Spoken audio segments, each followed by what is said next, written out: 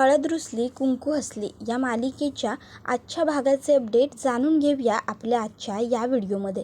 तर आता आपण इथे पाहतो की दुष्यंतला डास चावत असतात, त्याला झोपही येत नसते.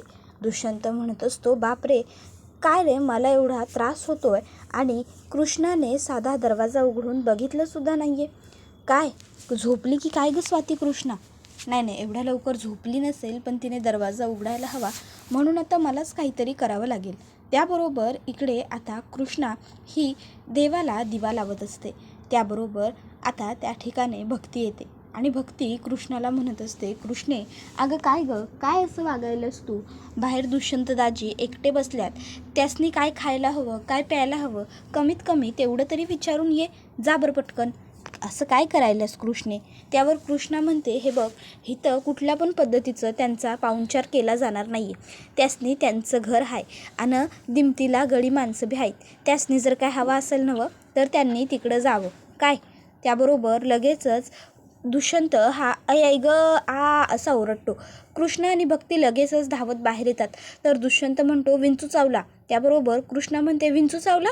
विंचू कुठं येतं बघू, कुठं? त्याबरोबर भक्तीसुद्धा म्हणते, कुठं? तसा दुष्यंत तिच्या मानेवर विंचू ठेवतो, खोटा विंचू ठेवतो आणि म्हणतो, हा बघ विंचू. त्याबरोबर लगेचच कृष्णा ही दुष्यंतला मिठी मारते. त्याबरोबर आता दुष्यंत हा कृष्णाला जवळ घेतो आणि हसतो. तर भक्ती आता नजर खाली करते. त्याबरोबर लगेचच दुष्यंत म्हणतो, गेला विंचू गेला, कृष्णा विंचू गेला. त्याबरोबर कृष्णा दुष्यंतपासून लांब होते आणि बघते तर काय, तो खोटा नकली खेळण्यातला विंचू असतो. त्याबरोबर मग कृष्णा म्हणत असते की आता खराखुरा विंचू आला की नाही, तरी पण मी येत नसतोय. त्याबरोबर मग लगेचच दुष्यंत कृष्णाचा हात खेचतो आणि कृष्णाला मध्ये घेतो आणि मग काय लगेचच सगळी लहान मुलं वगैरे गोळा होतात आणि आता ती सगळीच जणं कृष्णाच्या भोवती पिंगा घालू लागतात. विंचू चावला काय मी करू, विंचू चावला कुणाला सांगू, विंचू चावला या गाण्यावरती आता सगळीजणं नाचत असतात कृष्णाच्या भोवती. कृष्णा ही लहान मुलांना म्हणत असते, प्लीज मला जाऊ द्या, मला जायचं आहे, आतमध्ये जाऊ द्या. पण लहान मुलं काही कृष्णाचं ऐकत नसतात. कृष्णा डोक्यावर हात मारते तरी मुलं ऐकत नसतात. मग शेवटी कृष्णा ही मुलांना म्हणते, अरे असं काय करताय, सरका की. पोरं काही सरकायला तयार नसतात.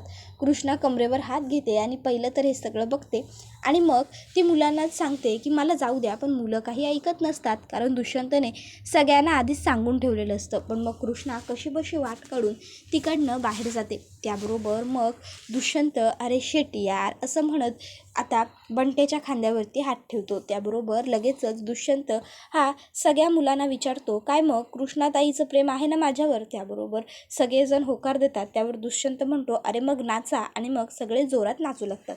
त्याबरोबर इकडे भक्ती आतमध्ये येते आणि कृष्णाला म्हणत असते, कृष्णे काय गं, आता बघितलंच नवं, दाजीसने एवढा विंचू चावलाय आणि तरी बी तू त्यासनी साधं घरात या बी म्हणलं नाही, सोय एवढी निष्ठूर कवापासून झाल्यास गं तू?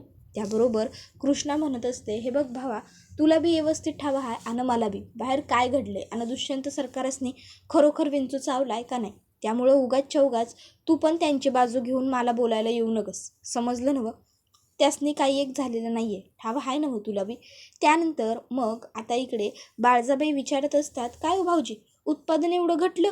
त्यावर लगेचच आता गणपत म्हणतो, हो ना वहिनी, अहो काय करणार, एकदम सिस्टमॅटिक पद्धतीनं झालं हे समज, काही कळतच नाही आहे.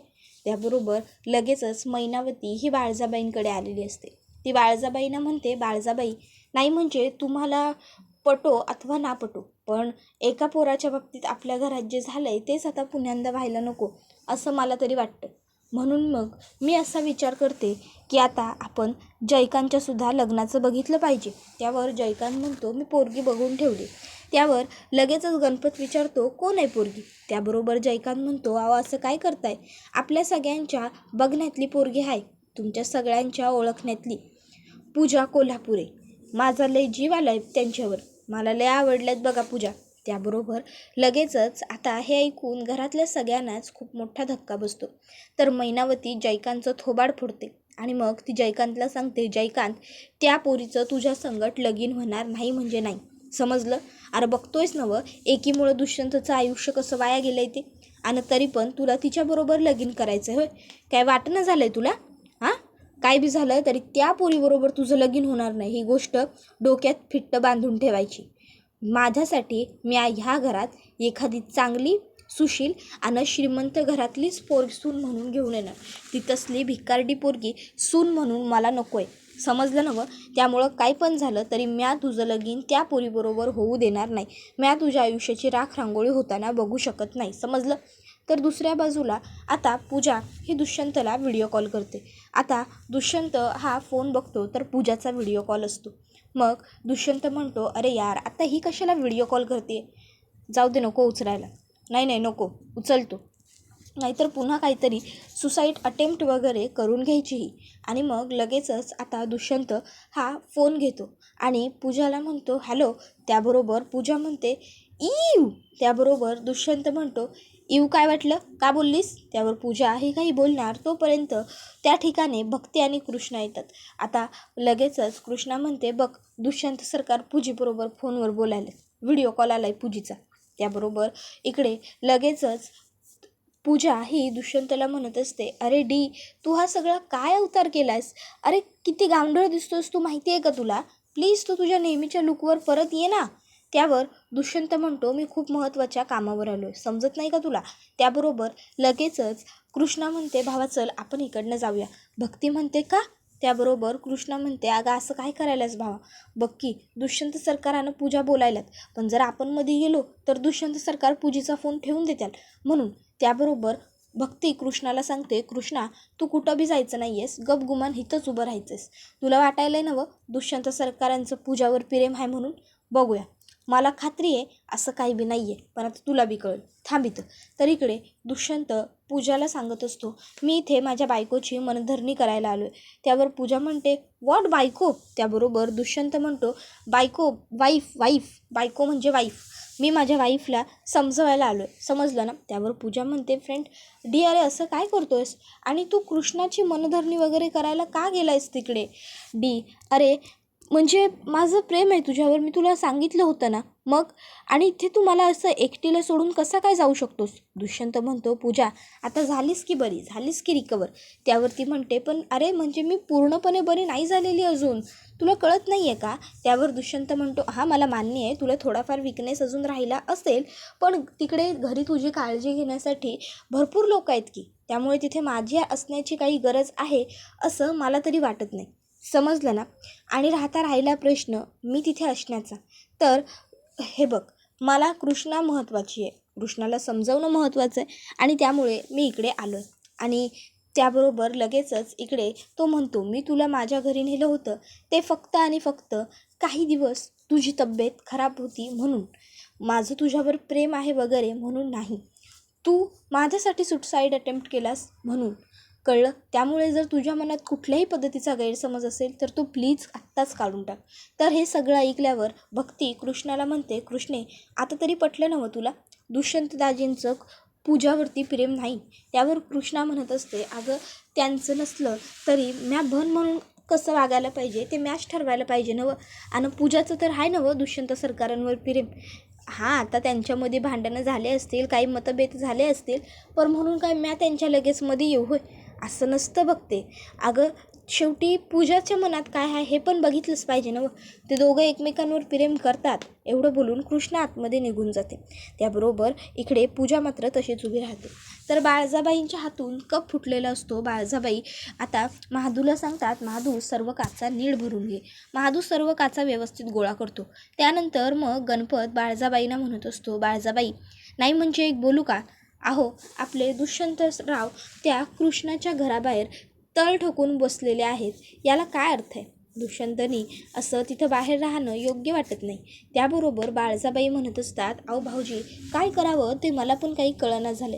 अहो एवढ्यांदा त्या दुष्यंतला समजावलं, एवढं शिकवलं, गावापासून त्याची नाल तुटावी, तो लांब राहावा म्हणून एवढी वर्ष त्याच्या मनात गावाबद्दल विष पेरलं, पण बघा की तरी पण शेवटी रक्तावरच आलं. त्याला मातीचा आणि गावाचा लळा हा लागलाच. त्याबरोबर इकडे एक आजी कृष्णाकडे आलेले असतात. त्या दुष्यंतला बाहेर झोपलेलं बघून विचारतात, काय हो दुष्यंत सरकार, काय झालं? तुम्ही असे बाहेर कशाला झोपलाय? काय हो कोल्हापुरींची जावे रागवलीत की काय? तसा लगेचच दुष्यंत म्हणतो, हो रागवलंय. त्याबरोबर तो लगेचच हाताची घडी मारतो. त्याबरोबर लगेच आजी कृष्णाला आणि भक्तीला हाका मारतात. कृष्णे, भक्ते. त्याबरोबर दुष्यंतसुद्धा हाक मारतो, कृष्णा. त्याबरोबर कृष्णा बाहेर येते आणि काय झालं आजी असं विचारते. आजी म्हणते, काय गं, जावयाला असं घराबाहेर ठेवलंय सोय? हां, कुठली पद्धत आहे ही? बघते जावयाशी कसं वागतात हे ठाव नाही व्हय तुला? दुष्यंत सरकार बघ, त्यासनी किती थंडी वाजत असेल ती. त्यावर दुष्यंत लगेच अंगावर पांघरून घेतो आणि कुडकुडायचं नाटक करू लागतो. कृष्णा हे सगळं बघत असते. तर गणपत म्हणत असतो, अहो बाळजाबाई, एक गोष्ट ध्यानात घ्या. दुष्यंत सरकार आता काय फक्त कोल्हापुऱ्यांचे नाही, तर समस्त गावाचे लाडके जावई झाले आहेत. त्यामुळं जर दुष्यंत सरकार तिथं तळ ठोकून बाहेर राहिल्यात तर ते गावातल्या लोकांसनी बी आवडणार नाही. आणि मग जर दुष्यंत सरकार त्या कृष्णीच्या घरात गेले आणि तिकडं त्या दोघांमध्ये काही झालं तर कृष्णा गोड बातमी घेऊन येईलच. म्हणजे जर ते दोघं एखादी रात्र एकत्र राहिले तर आणि मग जेव्हा कृष्णा गोड बातमी घेऊन येईल तेव्हा दुष्यंत सरकारांचं राहिलं लांब, पण तुम्ही बी त्यासनी घराबाहेर काढू शकणार नाही. समजायलंय ना? सिस्टमॅटिक पद्धतीने आम्हाला काय म्हणायचं आहे ते. त्याबरोबर दुसऱ्या बाजूला सावित्री म्हणत असते, अरे वा वा वा, काय मस्त फ्लॉवर पॉट आहे हा. लय महाग असेल ना? पिला काय किंमत असेल घ्यायची? अगदी सोन्याचा आहे असाच दिसतोय बघ की. त्यावर लगेचच पूजा तो फ्लॉवर पॉट बाळजाबाईंच्या हातातनं घेते आणि लांब फेकून देत म्हणते, आई अगं काय चाललंय तुझं? हां, इथे तुझ्या मुलीला कसलं टेन्शन आलं आहे, माझं काय चाललं आहे काय नाही, आणि तुला फ्लॉवर पॉटचं कसलं पडलं आहे गं पहिलं? तुला माझ्याबद्दल काही वाटत नाहीच का? हां, अगं दुष्यंत तिकडे त्या भिकारड्या कृष्णाची मनधरणी करतोय, तिला समजावतोय, आणि मी काय करते? काहीच नाही. तुला माहिती आहे त्याने आज माझा कसा अपमान केला आहे, मला कसं घालून पाडून बोललाय ते? नाही ना? मग? त्यावर लगेचच आता सावित्री म्हणते, पिला अगं शांत हो पिला, शांत हो. त्याबरोबर लगेचच पूजा म्हणते, आई अगं कशी शांत राहू, सांग ना तूच मला. तुला माहिती आहे का आई, अगं काय घडलंय ते? ह्या घरात मी कितीतरी दिवस अशी वेड्यासारखी अर्धमेंदू असल्यासारखी पडून राहायचे, कधी या कोपऱ्यात कधी त्या कोपऱ्यात, आणि त्या बदल्यात मला काय मिळालं? हां, काहीच नाही. त्याबरोबर लगेचच सावित्री म्हणते, पिला अगं शांत हो पिला अगं, म्या काय म्हणालोय ते एक डाव ऐकून तरी घे की, शांत हो. मग लगेचच आता सावित्री सांगू लागते, अगं दुष्यंत सरकारांनी किती बी काय बी केलं का नाही त्या कृष्णासाठी, तरी ती कृष्णा काय आता दुष्यंत सरकारांच्या आयुष्यात परत येत नाही. ती माझी किती पण ना आवडती असली, मला राग येत असला तिचा, तरी बी एक गोष्ट त्या पोरीच्या बाबतीत पक्की आहे, आणि ती म्हणजे ती कवा बी कुणाचा हक्क मारत नाही.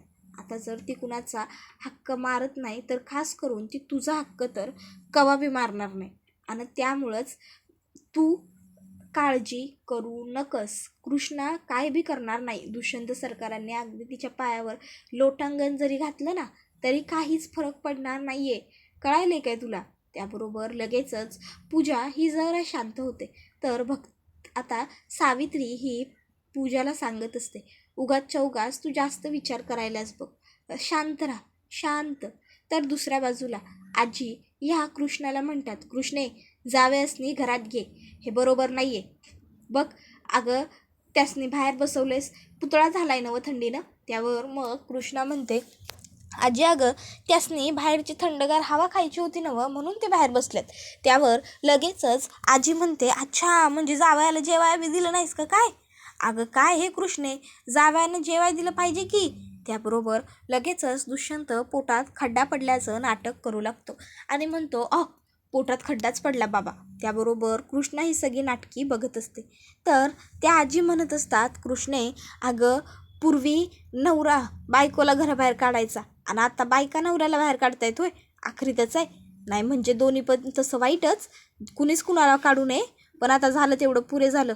कृष्णा जावयासनी घरात घे, आणि हो त्यासनी चांगलं काहीतरी खायला बनवून दे, कळलं का? आणि जावई तुम्ही पण हे असं बाहेर बसून राहू नका, बरोबर वाटत नाही. आणि तुम्हासनी घरात जायला म्या सांगितलंय, कळलं नवं? त्याबरोबर लगेचच दुष्यंत म्हणतो, कृष्णा येऊ ना घरात? त्यावर लगेच आजी म्हणते, आत्ता म्हणलं नवं, म्या सांगतोय म्हणून तुम्हासनी घरात जायला. ही जर तुम्हासनी काय बोलली किंवा हिने जर तुम्हासनी घरात नाही घेतलं तर फक्त तुम्ही येऊन मला सांगा, मग मी हिचं काय करायचं ते बघतो. काय जावा घरात. अरे नाही बघते तू चल जरा माझ्याबरोबर, मला गौऱ्या काढून दे. त्याबरोबर इकडे आता पूजाला काळजी करू नकोस असं सावित्री म्हणत असताना बाळजाबाई तिकडे येतात आणि म्हणत असतात, होय वय तुम्ही दोघी बी काळजी करू नकाच, तुम्ही इथं मस्त बसून चकाट्या पिटा काय. हां अरे कळायलंय का नाही तुम्हाला काही, तो दुष्यंता तुमच्या घरला त्या कृष्णीची मनधरणी करायला गेलाय, तिकडं तळ ठोकून बसलाय तो. हां आणि तुम्ही इथं स्वप्न बघताय होय पूजाची आणि दुष्यंतच्या लग्नाची. त्याबरोबर लगेचच पूजा म्हणते, होय स्वप्न बघते आणि ती स्वप्न सत्यात सुद्धा उतरणार आहेत, तुम्ही उतरवणार आहात, लक्षात आहे ना. त्यावर लगेचच बाळजाबाई म्हणते, वय वय हाय की लक्षात, समधी मेहनत करायची मी आणि तुम्ही काय फक्त आयथ्या पिठ्यावर रेगोट्या ओढणार होय. अगं त्याबरोबर लगेचच सावित्री म्हणते, नाही नाही बाळजाबाई अहो तसं काही. त्यावर बाळजाबाई म्हणतात, गप एकदम गप. त्यावर लगेचच सावित्री गप्प राहते. तर इकडे बाळजाबाई म्हणत असतात, तुम्हाला कळत नाही बाई, अगं त्या कृष्णा आणि दुष्यंतचं नातं एकदम बारीक कच्च्या धाग्यावरती येऊन पोचले, पण म्हणून त्यांचं नातं अजून काही तुटलेलं नाही आहे. त्यामुळं अजून पण त्यांच्या नात्यात एखादी छोटीशी चूक घडण्याची शक्यता आहे. त्यामुळं तुम्ही आता इथं दोघांनी चकाट्या पिटत बसू नका. अगं सावित्री कमीत कमी तू तरी घरला जाऊन ये, तू तरी बघ तिकडं त्यांचं काय चाललं आहे ते. ह्या असल्या कमकुवत नात्यात एखादी छोटीशी चूक पण हातनं घडणं लई चुकीचं ठरतं, कळलं नव्हं. त्यामुळं जरा लक्ष ठेव की तिकडं काय चाललं आहे काय नाही ते. त्याबरोबर लगेचच आता सावित्री हिला बाळजाबाई सांगतात, कमीत कमी घरला जाऊन एक डाव फेरी मारून ये, बघून ये काय चाललं आहे ते तिकडं. अगं दुष्यंत तिकडं तुमच्या घरी गेलाय नवं मग. त्याबरोबर पुढं आता ती म्हणते, आता तिथं फक्त कोण आहे, कृष्णा आणि ती भक्ती इकडं तिकडं कुठं गेली की झाली मग समजा कल्याण. त्याबरोबर मग बाळजाबाई निघून गेल्यावर सावित्री म्हणू लागते, कृष्णे खरंच ईट आणलाय ह्या पोरीनं, फेस आणलाय तोंडाला, वाटोळ होईल मेलीचं. नुसती मधी पण नाही. आता बस झालं तेवढं लई झालं. आता ह्या कृष्णा नावाच्या कार्टीचा कायमचा बंदोबस्त केला पाहिजे, सोक्षमोक्ष लावलाच पाहिजे. या कृष्णाचा काहीतरी करावं लागणार असा विचार आता इकडे सावित्री करू लागते. तर दुसरीकडे पूजा ही शांत उभी असते. त्यानंतर इकडे आजीला भक्ती म्हणते, अहो आजी ह्यावेळी गौऱ्या काढून देऊ होय तुम्हासनी. त्यावर आजी म्हणतात, मग गौऱ्या काढायची कोणती येळ असते, चल. त्याबरोबर कृष्ण आणि दुष्यंताला एकांत मिळावा म्हणून लगेचच ती सुद्धा म्हणते, वय बरोबर आहे की, आलो म्या गौऱ्या काढून द्यायला आलो. आणि मग लगेचच भक्ती जाऊन चप्पल घालते आणि आजीबरोबर निघून जाते. तसा दुष्यंत म्हणतो, ते काही नाही मगाशी जरा पोटात खड्डा पडला होता, पण चल कृष्णा आता घरात, आजींनी सांगितलं आहे ना मला घरात घेऊन जा म्हणून, चल घरात जाऊया. कृष्णा मनातल्या मनात म्हणते, बापरे दुष्यंत सरकारच मी घरात घेणं झालो आहे, तर दुष्यंत सरकार बाहेर बसून हे एवढं काय करायलात. आता जर मी दुष्यंत सरकारसनी घरात घेतलं तर मग दुष्यंत सरकार काय करतील ह्याचा काही नेमच लावता नाही येणार. काय करू आता, घेऊ काय दुष्यंत सरकारसनी घरात. त्याबरोबर दुष्यंत म्हणतो, कसला विचार करते, चल घरात. त्यानंतर मग राणी माझ्या मळ्यामध्ये घुसशील काय हे गाणं दुष्यंत गात असतो आणि कृष्णाकडे बघत असतो. कृष्णा ही मात्र दुष्यंतला काहीच उत्तर देत नसते. दुष्यंत पुन्हा म्हणतो, राणी माझ्या मळ्यामध्ये घुसशील काय. त्याबरोबर मग कृष्णा ही दुष्यंतकडे रागाने बघत असते. त्यानंतर मग कृष्णा दुष्यंतला म्हणते, कळलं म्हणून तुम्हासनी घरात घेत नाही, ऐकायचं नाही नवं तुम्हासनी, हात भाजला नवं. दुष्यंत म्हणतो, कृष्णा तुझ्या प्रेमात मी असे लाखो चटके खायला तयार आहे. तर इकडे घोंगडी वगैरे घेऊन आता सावित्री घरी जायला निघालेली असते. तर इकडे कृष्णा ही जमिनीवर झोपलेली असते, तर दुष्यंतसुद्धा तिच्या शेजारी येऊन जमिनीवरती झोपत असतो. तर कृष्णा म्हणते, ऐकणार नाही नवं तुम्ही, काय चाललं आहे तुमचं, जावा की इकडनं. दुष्यंत म्हणतो, नाही मी नाही जाणार. आता त्यांचं हे अंगणात येतात ती लोक आणि त्या ठिकाणी आता सावित्री घोंगडी घेऊन आलेली असते. या लोकांना सावित्री चोर वाटल्यामुळे हे सावित्रीला मारतात. मग सावित्री तोंडावरची घोंगडी बाजूला करते आणि तिचा चेहरा दाखवते. त्याबरोबर हा व्हिडिओ इथेच संपतो. व्हिडिओ आवडला असेल तर व्हिडिओला लाईक करा, चॅनलवर नवीन असाल तर चॅनलला सबस्क्राईब करा आणि बेल आयकॉन आठवणीने प्रेस करा, जेणेकरून तुम्हाला पुढच्या एपिसोडचं नोटिफिकेशन मिळत जातील आणि सर्व व्हिडिओंचा आनंद हा अगदी उत्तम पद्धतीने घेता येईल. चला तर मग प्रेक्षकांनो, आजच्या पुरतं इथेच थांबूया. पुढचा व्हिडिओ येईपर्यंत टाटा बाय बाय, धन्यवाद, take care all of you.